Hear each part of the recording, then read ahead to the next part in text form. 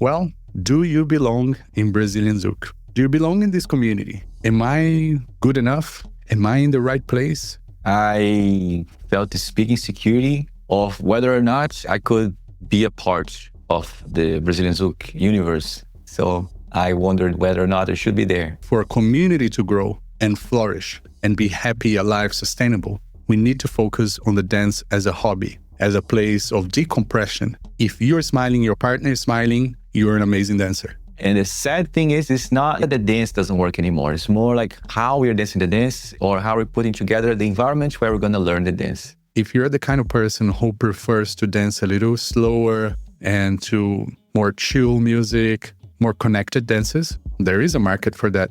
There's a lot of people who are craving for that. So it would be nice if we start offering more variety of vibes for people to choose. So sometimes I realize that the impulse to go to the social or to participate in the event comes from the FOMO. Né? Oh my God, it's an opportunity, it happens once a year, let's go.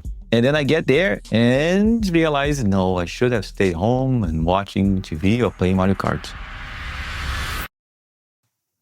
Do you ever feel like you don't fit into the Zouk community? What if the cool social media version of the dance isn't the only way to belong? And how can creating your own little world help you find authentic joy in Zouk again? Well, let's find out. Hello everyone, and welcome back to ZoukNerds. In this episode, Gui and I talk about finding your own place in the Brazilian Zouk community. We share our own struggles with feeling different and why you don't have to follow the mainstream crowd to be a real Zouk dancer. Let's explore how to build your own environment, avoid burnout, and stay connected to the dance in a way that feels true to your heart. So, let's go!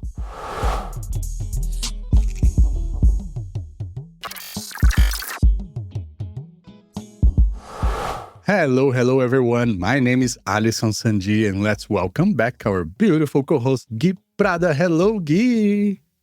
Hello, Alisson. Hello, everybody. Welcome back.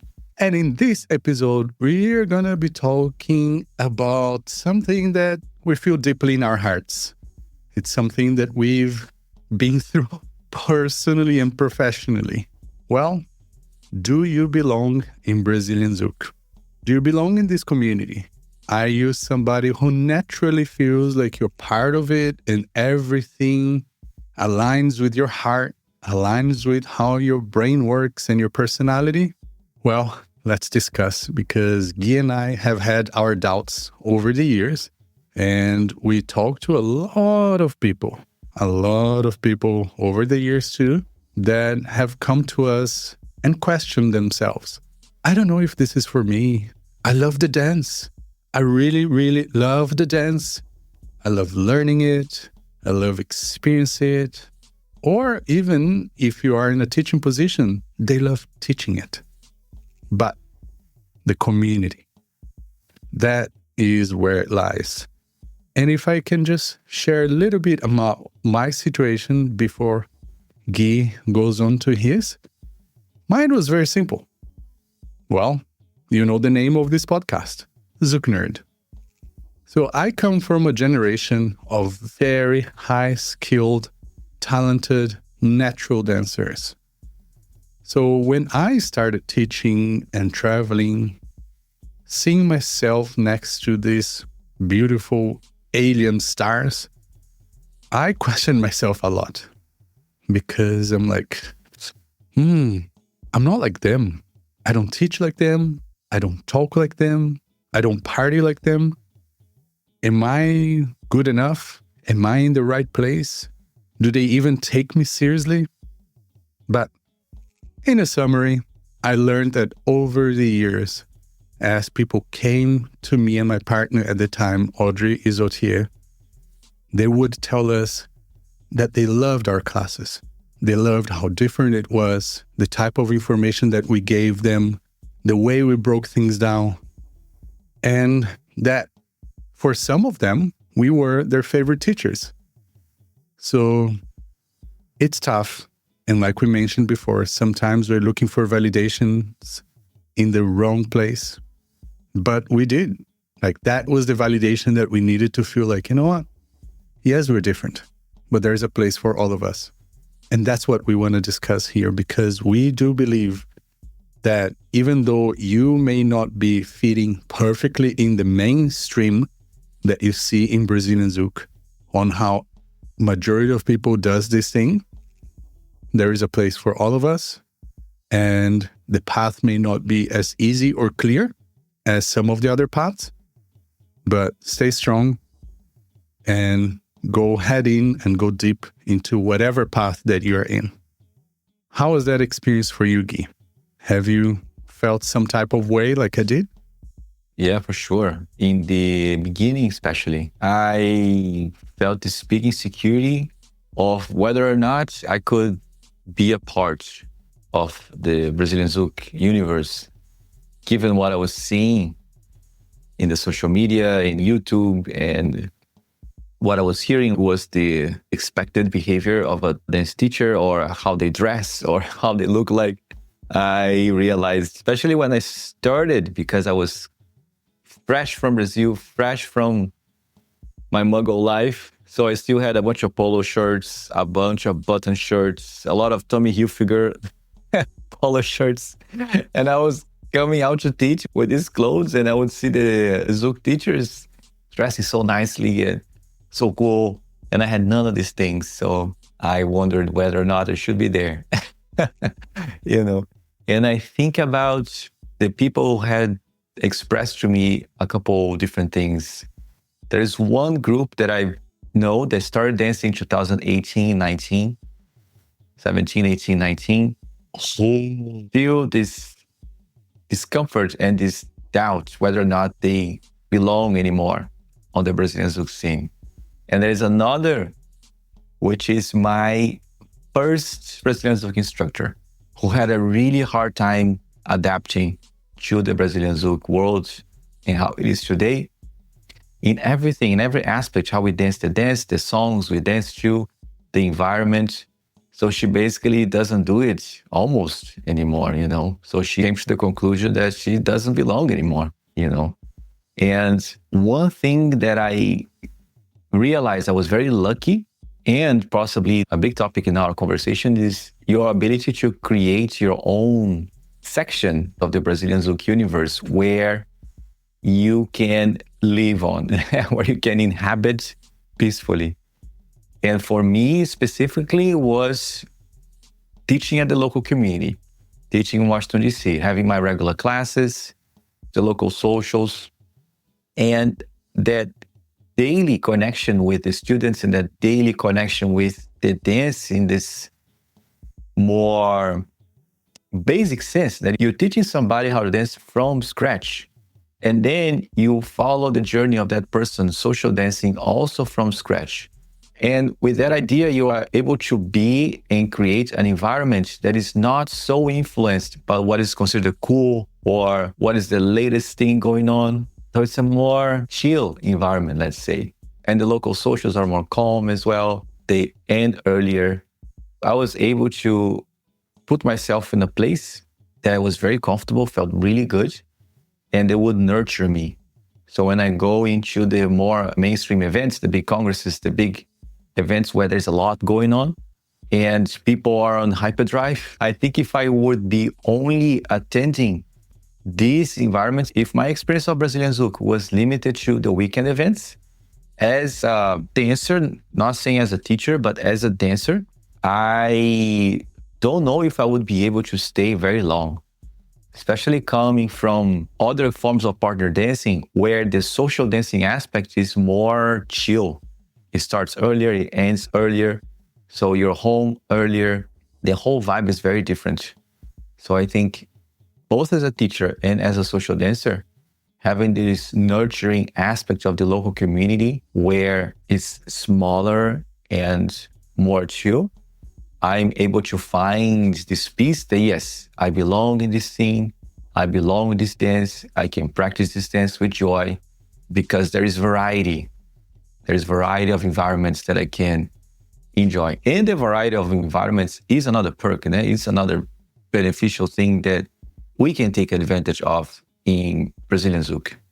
If you didn't have the experiences you had in Brazil before you had your experiences in North America or outside of Brazil, do you think that you would have enough confidence to still be part of it and feel like you belong based on what you've seen only outside of Brazil? Difficult question. Wow, I really don't know, man. I'm asking this because in all of our conversations, we always go back to referencing that we did this in Brazil, so we know it works. So we stay confident by bringing this outside, even though it's not mainstream. So without having that, do you think you would still be here today? Very difficult question, because I think without that reference point, I wouldn't have been able to be a local teacher in the way that I've become a local teacher. Because when I was teaching, I was basically borrowing from the references I had from my teachers and that experience. So I was just using that as inspiration. If I didn't have that as inspiration, if I didn't have that material, I have no idea what would be the outcome. I don't know if I would have been able to stay very long. Maybe yes, but maybe with a different quality, maybe, I don't know.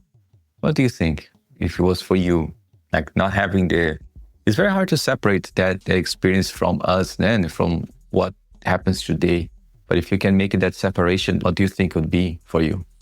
I think it would be very, very different, because I started my career outside of Brazil in Australia, in Perth, in a city that is not huge. So it's one of the smallest cities in Australia, but it does have a good community of dancers. But I think the mindset that runs outside of Brazil versus the mindset that runs in Brazil is quite different. In Brazil, most people dance because it's healthy, because it's fun. They don't take things too seriously.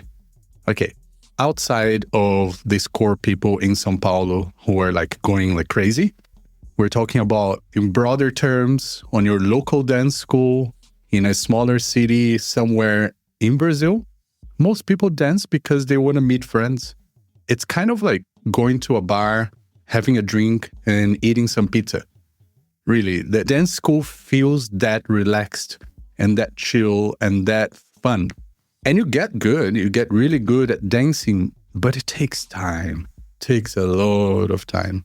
Whereas the mindset that I feel outside of Brazil is more like dance is a subject to be studied. So it's kind of like a certification program instead of the dance being a dance, just a hobby or something that you do for fun. I'm here to defend both because I love the academic students. I am one myself. But at the same time, I understand that for a community to grow and flourish and be happy, alive, sustainable, we need to focus on the dance as a hobby, as a place of decompression, a place where people can really detach themselves from the struggles of life. So I'm here to defend both because I think that both are very important. But to answer your question, I think that my view of the community would be very different because I would have seen the community as students more than seeing the community as people who are trying to run away or detach themselves from their normal life. Does that make sense? Yeah. Your view over the person in front of you taking class will be different. Yeah. When I'm in certain places in the world, I love the students that comes to training and that takes those intensives that are very, very dedicated. I love them. That's me. But I don't see that as the way to make this community grow and be as big as other dance styles. I think that's kind of like the issue that I would have run into if I didn't have the references back from Brazil. Because my school was this school in a small town in São Paulo that the 100% focus of the school is make people smile. My teacher always said, if you're smiling, your partner is smiling, you're an amazing dancer. That was the goal. That was like the thing written on the wall of the school. So much so that for most of my early years in dance, my technique level of dance and understanding was very shallow. I was not a highly trained dancer by any means, but I was a fun and comfortable social dancer because that was the focus. So whenever I was teaching, I was always referring back to my teachers back in Brazil instead of the local teachers. I would get the structure that the local teachers back in Perth had, the way that they organize things and plan things, which for me, it was like, wow, we can do that in dance. Yay, because my brain works like that. But the quality of dancing, the atmosphere, the energy, I would take from Brazil. So for me, it was always a dance to balance those two. Okay, let's get what's good from the local community and let's get what's good from the community that I had back in Brazil, and let's create something unique here. Yeah, I think this creation of an environment is perhaps the key point here. Because when we ask the question, do you belong in Brazilian Zouk? At least when I think about this question, I think about recent experience that I have been having, teaching not only in Brazil, but also teaching here in Australia, teaching in the West before I left for the traveling, is meeting some people that really like the dance, that started dancing, but haven't been dancing for like a year, 6 months, or 2 years, because the environment in which they find the dance is not the environment that they resonate fully with. So then in São Paulo, there was this follower that she told me she hasn't been dancing Brazilian Zouk in 2 years. And she came for an event. The name of the event that I taught there was The Keys for Comfort. Yeah, As Chaves do Conforto, which was a workshop where we break down what are the elements to create a comfortable dance. And we still did the basics. We still did a bunch of the basic structures using them as baseline and focusing on how can we make this feel good? How can we make this comfortable for the body?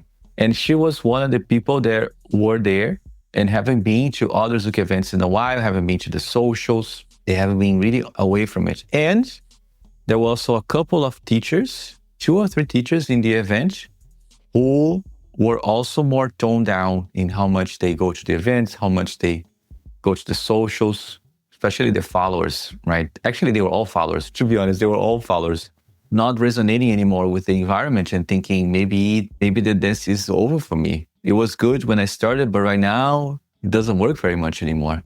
And the sad thing is, it's not that the dance doesn't work anymore. It's more like how we're dancing the dance and how are we putting together the place where we're going to dance the dance, perhaps, or how we're putting together the environment where we're going to learn the dance. And it all comes down to variety for me. There is a way to keep dancing the dance. Yes, we all belong in this dance, but the sensation or the idea that we don't belong might be because we haven't yet found a place where I can dance the dance in a way that feels good for me, the way that feels good for my body, for my sleep cycle, my diet, all of it. And I know some organizers, some people who are trying to create different environments for people to still enjoy Brazilian Zouk and sharing here in the podcast that these environments, they do exist. They're not very easy to find because it's one person here and there doing something different. But there might be environments where we can still dance the dance in a more calm way. Yeah, there is space for everything. And encouraging people who want to create a different environment to the dance to try. And I think the biggest thing, Alison, I don't know if you're going to agree with me on that, is how late the socials are. And then when we say, oh, so then make an earlier social. And then people say, oh, we tried that. Nobody came. And I say, how many times did you try? 2 or 3. So I think there must be some level of consistency of offering this new environment until people start getting used to it. Because I think as much as people want a different way, they are kind of like psychologically connected to the other way, almost in autopilot. So it will take a little bit for them to get used to the new ways. I have friends that had a really hard time conceiving the idea of a Brazilian Zouk social being early. For them, Brazilian Zouk social is in the night and it's late. And then over time, I've watched them getting used to the idea, liking the idea, and then eventually preferring the idea. So it just takes time because there's this image of how it should be. And I think when somebody say, I don't know if I belong in this dance, is the idea of how the dance should be that is now created in their heads is such that it's not aligned with how they want it to be. I don't know if that makes sense. And so it's creating these new environments, is offering these new opportunities. You know, I heard there is a class that before the class, people sit, have a conversation, drink some tea, you know, create a bonding there without movement, and then go for the dance. Super cool idea. Very, very nice. You know, here in Sydney, the class is over by 8:30. 8:30. Oh, class is gone. Class is done. Let's go home. There are ways. This is something that we can create in our community. Like he was mentioning, some people have a meetup before the class. Other communities, they have a meetup after the class. It's something that we can create. We don't have to think like classes have to go all night. Otherwise, I'm not creating this environment. Or you don't have to think that as a student, you have to be in every single class and you have to be in every single social. Create your own little world. I think that everybody belongs. Yes, this may be contradicting to some of the episodes we've done before when asking you to take all the classes and do all the socials and dance as much as you can. But here's the thing. We are trying to talk to everybody here. We're trying to talk to the people who want to achieve the highest level in their dance. And today we're trying to talk to the people who want to be part of the community, but they want to do it their own way, in their own pace, with their own flavors. Because there is a space for that. If you're the kind of person who prefers to dance a little slower and to more chill music, and you don't want to learn all the crazy movements, you just want to have simpler, more connected dances, there is a market for that. There's a lot of people who are craving for that. And even though that's not the mainstream, I think this is one of the beautiful things of Brazilian Zouk. There is a huge variety of songs and music styles that we can dance to, a huge variety of dance flavors, structural flavors, musical flavors that you can explore by following or learning from different teachers. So there's so much, because in the end of the day, Brazilian Zouk is an amalgamation of multiple styles. We say this over and over again. Brazilian Zouk is like this dance that was created or evolved by fusing many styles together. So it wasn't something that was just born on the streets like lambada was, or forró, salsa, some of these styles that were very much something that you dance at home with your family and you don't go to a dance class. It's not like one of those dances, which is one of the difficult sides of it because the dance is more complex than those dances that were from the street. But at the same time, it gives us more flexibility. It gives us more ways to choose how we express it, how we experience it, which I think is a key factor. You can choose how you experience this community. You don't have to just fit the mold, follow the crowd, and do what everybody does.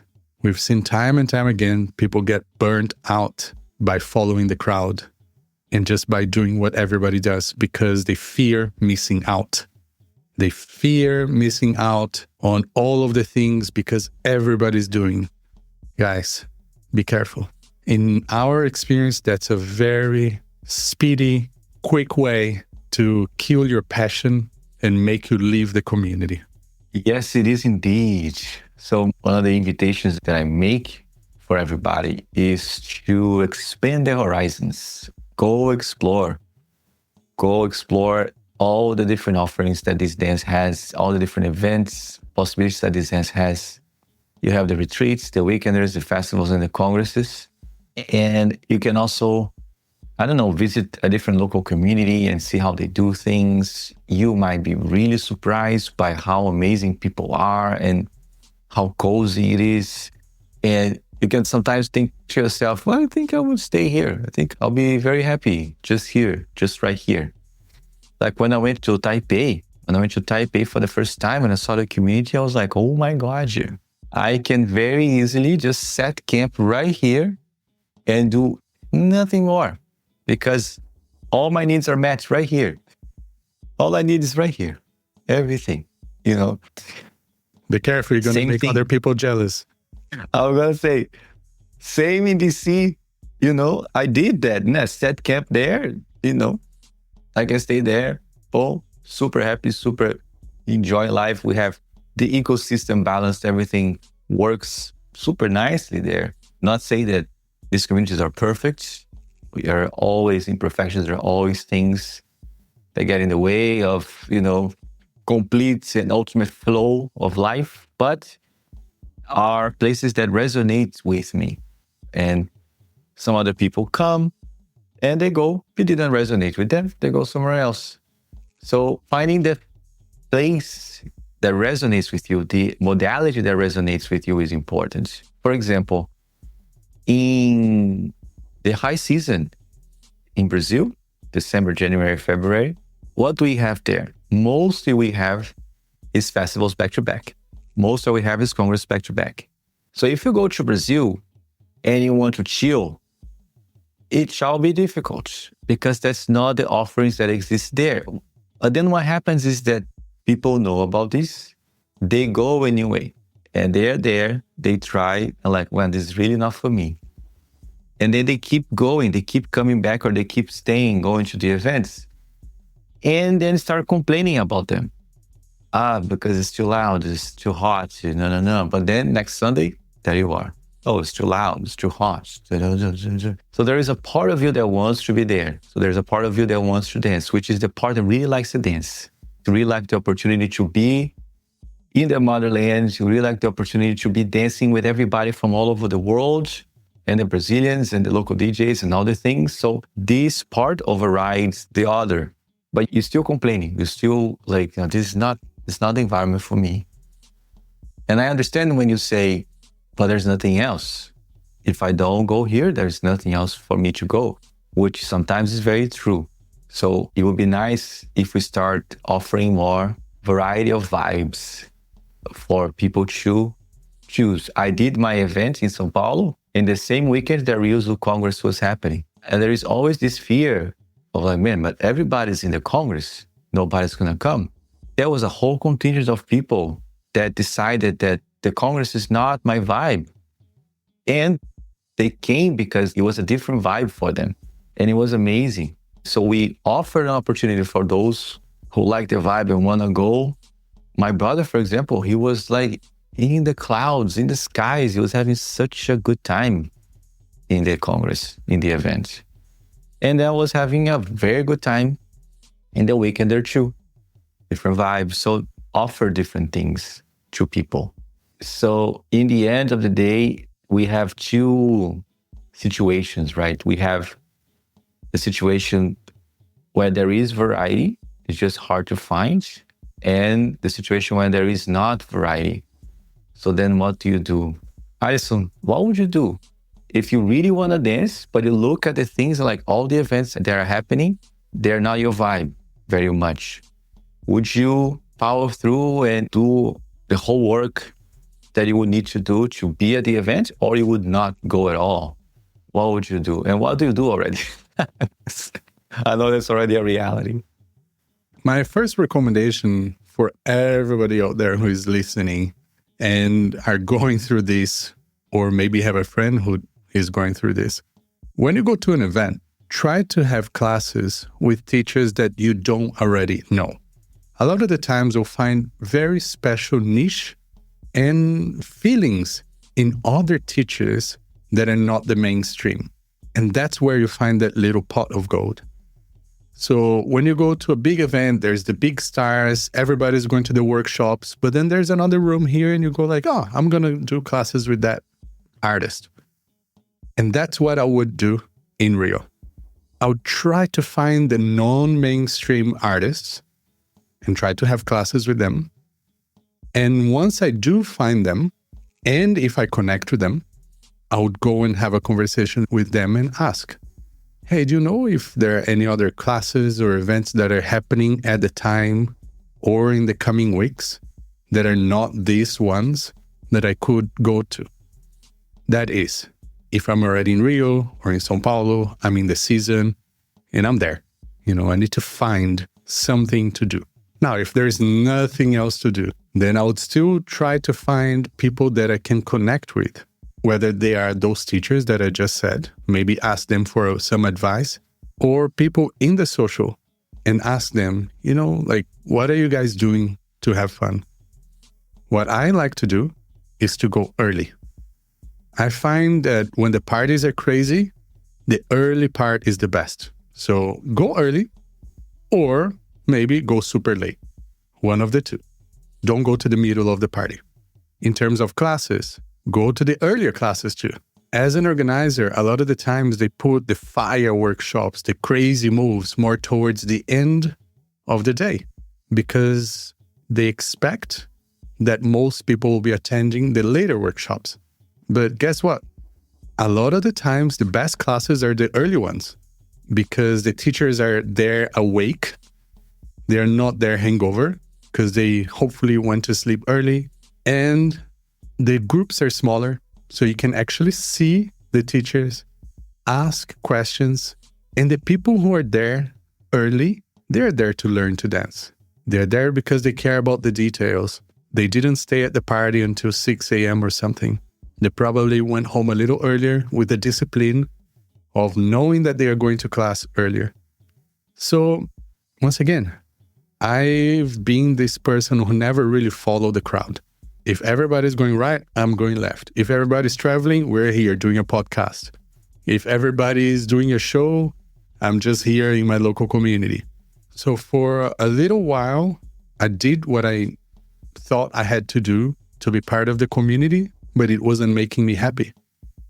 So then I looked inwards and I thought, okay, what makes me happy? Well, I know what makes me happy, so I'm going to find a way. And those are a couple of things that I would normally do if I'm in this scenario. I would focus on where most of the people are not going. Earlier classes, early social. That's the vibe for me. And then at the rest of the social or the other classes, to still feel like, I don't want to miss out, I would watch. So I've danced enough in the earlier classes. I've danced enough in the early part of the social. The rest of the social, the rest of the classes, I'm just going to watch and take notes. Maybe talk to somebody, maybe go for a practice, do something different. But I'm not going to feel or try to be in the middle of the fire, in the middle of everybody. The hard thing is to feel like you're missing out. And I understand that, but I'm missing out. It's kind of like eat enough at home. So when you go on the streets, you don't have to buy all the food that you see. Don't go grocery shopping when you're hungry. Make sure that you are well fed so you don't buy things or you don't feel like you need things that your body actually doesn't need. So this is like a survival guide if you decide to go to the event and to like a big event, a big congress. But like given the lack of variety or given the circumstance, would you go in the first place? It gets complicated because my first answer is to say that I would, because I always believe that I can learn something from the experience. But if I'm limited with time and money, then I probably wouldn't.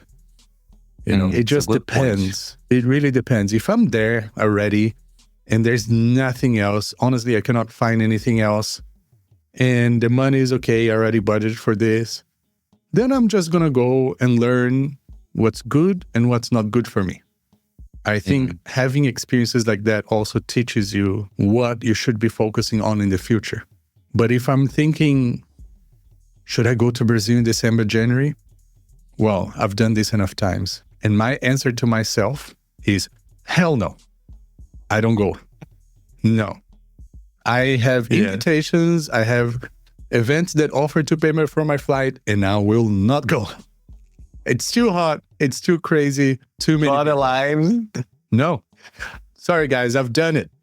I've climbed Mount Everest 3 times. I don't need to do it again. So I love to go to other times in Brazil. Winter time. Amazing. Not too hot. Lots of people that are from different communities coming to São Paulo, coming to Rio. You find that you actually dance with more Brazilians in the lower season. Because high season, you're dancing with people from your own country in a social in Rio. What's the freaking point? I don't understand. I don't understand, guys. Yeah, man. I like borrowing from my brother's experience. He excitedly waits for that part of the year because everybody's coming, and for him it's an opportunity like no other because, in Rio, he spends most of the year just seeing the same people as a local community, and the opportunity that he has to dance with more people is then and there. What I noticed myself is getting more in touch. What is it that I need to nurture this thing that is wishing to be nurtured? So sometimes I realize that the impulse to go to the social or to participate in the event comes from the FOMO. Né? Oh my God, it's an opportunity. It happens once a year. Let's go. And then I get there and realize, no, I should have stayed home and watching TV or playing Mario Kart. So after having experienced this a couple of times, I realized I need to connect with what is it that I want to fulfill? What is this needs that I want to meet? What is it that I want to nurture? And becoming more intentional about it. So I can still enjoy these bigger events, that the environment is more, I can still enjoy them very much when connected to the thing I am going there for. For example, in this last season, guys, I was in Rio for 1 month and I went to 3 socials, only 3. And had a great time on all 3 socials because I was connecting with the thing I was going there for. So one of the socials, I went because I wanted to socialize. I wanted to see the people, hang out. So I met them before. We ate something, had a conversation, then went to the social. It was awesome. Gave 2 hours, 3 hours of dancing. I was super happy. Home, fulfilled, everything. There was another one that I really wanted to move. I really wanted to dance. Like I was feeling this thing inside of me and I wanted to move my body. So there was this need for movement, this need for expression, this need for freedom. And then I went there. And then in the other one, I went because I wanted to listen to music. I was like, I want to listen to music around people, even though it was very loud as usual.